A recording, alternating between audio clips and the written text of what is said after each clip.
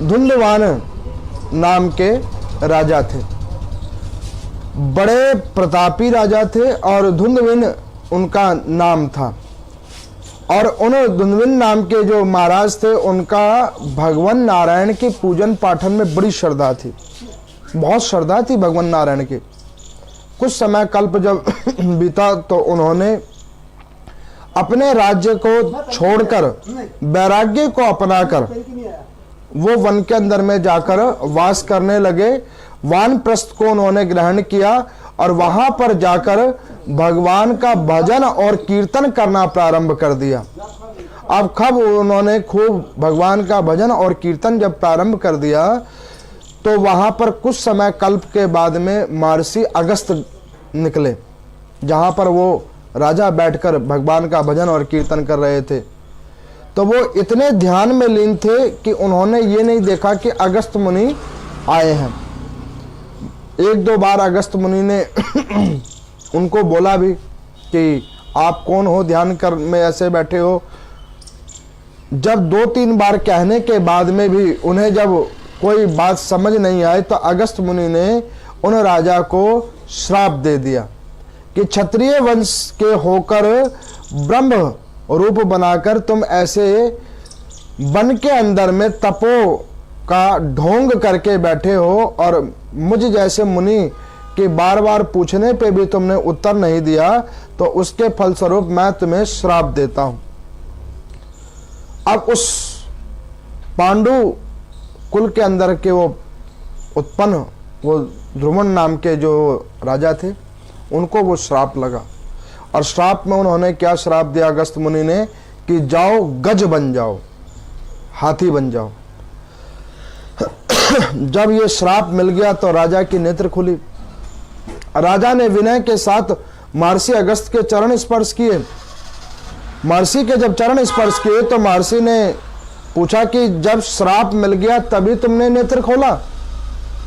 तो उसने कहा कि हे महात्मन, मुझे पता नहीं लगा, अगर मुझे पता लगता तो मैं ऐसा कार्य नहीं करता कि आप मेरे पास आए और मैं आपका प्रणाम नहीं करता।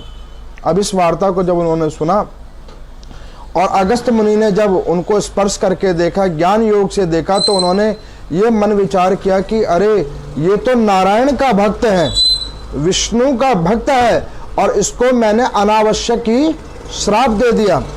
अब यहाँ पर सूर्य भगवान उन राजा को गज बना दिया। उन संत ने तपस्या करते हुए संत ने गज बना दिया।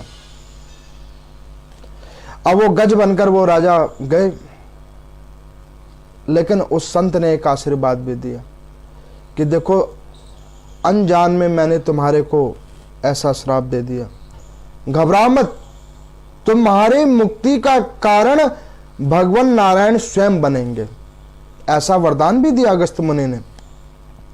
समय कल्प बीता, अब गज बन चुके थे, गज की योनि में आ गए थे, तो उन्हें सारी पुरानी स्मृतियां खत्म हो गई। पुरानी स्मृतियां खत्म हुई, समय कल्प बीता, गज की योनि में आने के बाद में अब वो स्वयं हाथी थे तो उन्होंने विवाह किया, कुछ हथनियां हुई, उनके कुछ बच्चे हुए। एक बार उनके बच्चों ने और उनकी स्त्रियों ने कहा कि चलो सरोवर के निकट में और वहां पर जाकर हम लोग स्नान करेंगे और वहां पे कुछ देर खेलेंगे, रमण आदि क्रिया करेंगे। गजराज के मन में आया कि बिल्कुल ठीक वार्ता है, बच्चे कह रहे हैं तो चलें। अब वो बच्चों की वार्ता को मानकर, स्त्री की वार्ता को मानकर उन सबको साथ लेकर वो सरोवर के निकट में आया। अब उस सरोवर के जब निकट में आया तो बच्चों ने कहा कि पिताजी पहले हम बाहर में खेलेंगे। तो उन्होंने कहा कि ठीक है। स्त्रियों ने कहा कि पहले हम नहा लेते हैं फिर आप नहा लेना। गजराज ने कहा यह भी ठीक है। अब वो उस गजराज की जो स्त्रियां थी वो जल के अंदर में प्रवेश किया, स्नान किया। माताओं को स्नान करता देखकर गज के बच्चे भी गए अंदर में और उन्होंने जाकर उसमें स्नान ध्यान किया। अब गजराज ने देखा कि जब मेरे बच्चे और मेरी स्त्रियों ने स्नान कर लिया तो अंत में मैं भी जाकर स्नान करूं। वो अंदर में जो ही प्रवेश किए तो थोड़े से ही जब वो अंदर में गए तो उनके पांव को एक मगर ने पकड़ लिया, मगरमच्छ ने पकड़ लिया। अब यहाँ पर सूत जी से किसी ऋषि ने पूछा कि प्रभु जब उसकी बीवी पाले गई, बच्चे गए, तो उसका पांव मगर ने नहीं पकड़ा और इस गजराज का ही पांव क्यों पहले पकड़ लिया? तो यहां पर वो सूत जी भगवान कहते हैं कि जिसके ऊपर हरि कृपा करने वाले होते हैं, पहले पांव उसी के पकड़ के भीतर देखा, पता लगा कि एक मगर ने पांव पकड़ लिया है। गज ने अपनी पूरी शक्ति लगाई, अभी किसी को आवाज नहीं दिया, सारी शक्ति लगा रहा है और उस मगर के ऊपर में अपना वजन भी डाल रहा है धीरे धीरे, लेकिन वो मगर उसको खींचता हुआ अंदर लेके जा रहा है। जल के अंदर में मगर की शक्ति कई गुना ज्यादा होती है, थल के ऊपर में गज की शक्ति ज्यादा है, लेकिन जल के अंदर में मगर की शक्ति कई ज्यादा है। इसका क्या अभिप्राय है?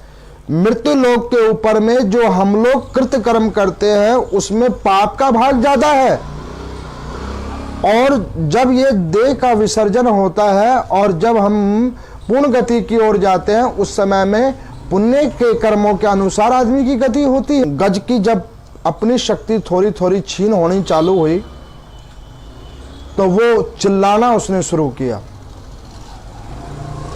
जो चिल्लाना शुरू किया तो उस मगर ने उसे और अंदर जल के खींचना शुरू किया।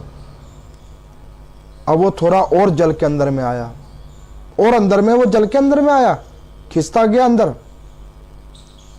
अब यहां पर सूत जी भगवान से ऋषियों ने पूछा कि प्रभु कि वो चिल्लाया और अंदर कैसे खींचा? कहते यही तो संसार है। व्यक्ति जैसे ही संसार के अंदर में घुसता है और उसमें अपना शक्ति और धैर्य लगाता है, वो संसार उसे और खींचता है। आजा, और अंदर आजा, जल्दी आ। अब उस गजेंद्र को जल के अंदर में उस मगर ने और भीतर खींचा, शक्ति चिल्लाया। चिल्लाकर सबसे पहले उसने जो है आवाज लगाई अपने बच्चों को, अरे बेटा मुझे बचाओ, अरे बेटी मेरे को बचाओ, मेरे पांव को मगर ने पकड़ लिया है। आवाज सुनी, फटाफट बच्चे भाग के गए, मगर की पूंछ, गजराज की पूंछ को पकड़ा। बारी बारी सब लोग, कोई हाथ पकड़े, कोई पूंछ पकड़े, खींचने का प्रयास करे, लेकिन वो मगर जल का स्वामी है, वो अपनी शक्ति से उसे खींचता जाए और खूब गति से खींचता जाए। बहुत देर तक बच्चों ने खींचा, बच्चों के साथ साथ उसकी स्त्री ने भी बहुत देर तक खींचा, और गज और अंदर जाता जा रहा है, रक्त उसके पांव से निकला जा रहा है। जब ये क्रम चलता रहा कुछ देर तक तो उस गजराज के बच्चों ने कहा कि पिताजी ये तो मगर बहुत ज्यादा भयंकर लग रहा है, और हम इतने कितने देर तक आपको ऐसे जल में पकड़ के खड़े रहेंगे? आप तो आधे घुस चुके हो, और आपके चक्कर में हम लोग भी ना मारे चले जाए। सो नहीं, हम लोग तो जा रहे हैं। गजराज ने कहा कि कहां जा रहे हो? कह रहे नहीं, हम जा रहे हैं। तो गजराज की स्त्रियों ने कहा कि तुम कहां जा रहे हो? ये तुम्हारे पिता हैं, तुम्हें जन्म दिया है, तुम्हारे पीछे इन्होंने कौन कौन से कर्म नहीं किए हैं, तुम्हारे को सुख साधन देने के लिए पाप और पुण्य सारे कर्म किए हैं, और उसके बाद में तुम इन्हें छोड़ के जा रहे हो। तो उन्होंने कहा कि पिता तो हैं, लेकिन पिता हैं इस भौतिक शरीर के, इनके मरने और जीने के थोड़ी ना है। अब ये तो बचेंगे नहीं, छोड़ो। अब वो बच्चे वहां से चले गए, बच्चे चले गए। 2 हथनियों से विवाह किया हुआ था। जैसे ही बच्चे गए तो छोटी हथनी जो थी वो चलने लगी। तो गजराज बोला कि बच्चे चले गए तो उसका कोई गम नहीं, क्योंकि ये तो संसार का नियम है, चोरी करो स्वयं, खाएंगे सब और भोगेंगे हम। अब तुमको तो मैंने सारी सुख सुविधाएं दी, तुम्हारे जीने मरने का साधन बन के मैं आया, और तुम मुझे छोड़ के जा रही हो। अच्छा, मैंने बड़ी वाले से तो ज्यादा स्नेह तुमको किया, तुम मुझे छोड़ के जा रही हो। तो उसने कहा कि देखो, मेरी तो अभी उम्र भी कम है, किसी दूसरे से भी शादी हो जाएगी, लेकिन तुम्हारा मरना निश्चित है, और तुमने जो कह रहे हो मेरे को ज्यादा स्नेह किया, तो कौन सा तुमने कमाल किया? अरे सब कुछ तो पहले तुमने बड़ी वाली को ही दिया, हमारे को तो तुमने बस उतना ही दिया जितना हमें भोग्य था। तो हम जा रहे हैं, बच्चे चले गए और हम भी जा रहे हैं, हमारी तो कोई दूसरी भी शादी हो जाएगी। गजराज के मन में निराशा हुई, बहुत निराशा हुई। भाई जिनको पाला, जन्म दिया और जिससे खूब स्नेह किया, आज वो भी छोड़ के जा रही है। छोटी वाली चली गई, अब बड़ी वाली बच गई।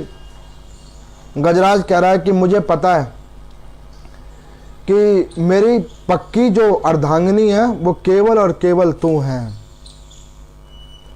तो कहने लगी कि देखो, अगर तुमने मुझे पक्की अर्धांगिनी मानी होता तो उस छोटी वाली से शादी क्यों की थी तुमने, क्यों उसको लिया था? मैं तो इंतजार कर रही थी और तुम्हें बताने के लिए रुकी थी कि देखो तेरा सब साथ छोड़ के जा रहे हैं, सब तेरा साथ छोड़ के जा रहे हैं, और मैं अंतिम में जाऊंगी, तेरे को बता के जाऊंगी कि तूने जो मेरे साथ अन्याय कर्म किए थे उसका फल तू भोग। जब मैं सर्व प्रकार से स्वस्थ थी, मैं कोई मरी तो नहीं थी, उसके बाद तूने दूसरी हथनी से विवाह क्यों किया? और उसके बाद तूने जो मुझसे स्नेह करता था उससे ज्यादा स्नेह तूने उससे करना प्रारंभ कर दिया, और अब विपत्ति के समय में वो छोड़ के भाग गई है, और तुम मुझसे क्या आशा करता है? जैसा तूने कर्म किया है वैसा अपना फल तू भोग ले, जा भोग। अब वो हथनी भी छोड़ के चली गई। अब जब वो भी साथ छोड़कर चली गई तो दुख और उमड़ गया। जब दुख और उमड़ गया तो उसने सोचा कि अब मेरी रक्षा करने वाला कोई नहीं है, इस पृथ्वी लोक पर मेरी रक्षा करने वाला अब कोई नहीं है। तो अब इस लोक के ऊपर में अगर कोई मेरी रक्षा करेगा तो वो है नारायण भगवान, वही मेरी रक्षा करेंगे। अब उस गज ने जो है वहां पर भगवान नारायण की आराधना करना जैसे ही शुरू किया तो उसे अपने पूर्व जन्म के कर्मों की याद आई कि मैं एक बड़ा प्रतापी राजा था, भगवान नारायण की मैंने कई कल्पों तक पूजा आराधना की है, एक मुनि के श्राप से मेरी ये गज की योनि मिली है।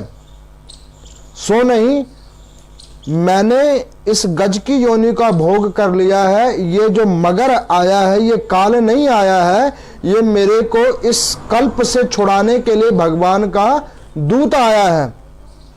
अब वो जैसे जैसे ग्रह ने उसको खींचना चालू किया, वो गज सरोवर के बीच में आता गया और बीच में आता गया। अब केवल उसकी सूंड बच गई जो ऊपर लगी हुई है, और वो ऊपर से भगवान नारायण को कह रहा है कि प्रभु आओ और मेरी रक्षा करो, श्री हरि आओ और मेरी रक्षा करो। और इस प्रकार से जब श्री हरि की उसने बार बार बुलाकर उन्हें ध्यान किया है तो भगवान नारायण गरुड़ के ऊपर सवार होकर आए, सुदर्शन चक्र से मगर का दो भाग किया और उस गज को सशरीर मुक्त कर दिया। ये गजेंद्र मोक्ष की पाठ की कथा है जो मैंने आप लोगों को कथा सुनाई है।